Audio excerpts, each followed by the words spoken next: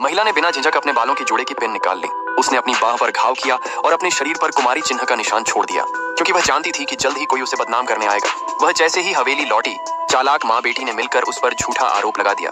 उन्होंने कहा कि वह किसी पुरुष के साथ संबंध रख चुकी है। यहाँ तक कि उन्होंने नौकरानी को आदेश दिया कि वह उसका परीक्षण करे, लेकिन महिला ने नौकरानी को धक्का देकर पीछे कर दिया। इस प्रतिरोध से माँ बेटी को और यकीन हो गया कि वह दोषी है। उन्होंने कहा, अगर तुम सच में पवित्र हो तो हम शर्त लगाते हैं। अगर तुम शुद्ध निकली तो मैं घर की देखभाल की शक्ति तुम्हें दूंगी, अगर नहीं तो तुम्हें हवेली से निकाल दिया जाएगा। महिला तो इसी मौके का इंतजार कर रही थी। जैसे ही सबने देखा कि उसका कुमारी चिन्ह अभी भी मौजूद है, माँ बेटी हैरान रह गईं। सौतेली माँ को अपनी शर्त हारनी पड़ी और उसने घर की बागडोर महिला को सौंप दी। महिला इतनी आसानी से इसीलिए जीत सकी क्योंकि वह पुनर्जन्म ले चुकी थी।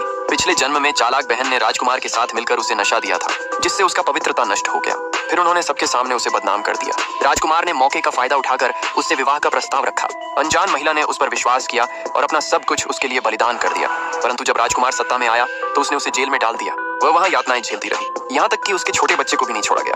बाद में उसे पता चला कि उसकी बहन ने ही उसके भाई और मामा को फंसवा कर मरवा दिया था। सच्चाई जानकर वह टूट गई और पछतावे से भर गई। उसने कसम खाई कि अगर अगला जन्म मिला तो वह हर अत्याचार का बदला लेगी, और अंत में उसने अपनी आंखें बंद कर लीं। जब उसने दोबारा आंखें खोली तो वह उसी दिन में लौट आई जिस दिन उसकी चालाक बहन ने उसे नशा देकर राजकुमार के साथ भेजा था। पिछले जन्म की त्रासदी याद कर उसने निश्चय किया कि इस जन्म में वह किसी के जाल में नहीं फंसेगी। उसी समय राजकुमार जागा और उसे राजकुमार के दुश्मनों का जासूस समझ लिया। महिला ने तुरंत सफाई दी कि वह भी चालाक बहन और राजकुमार की चाल का शिकार हुई है।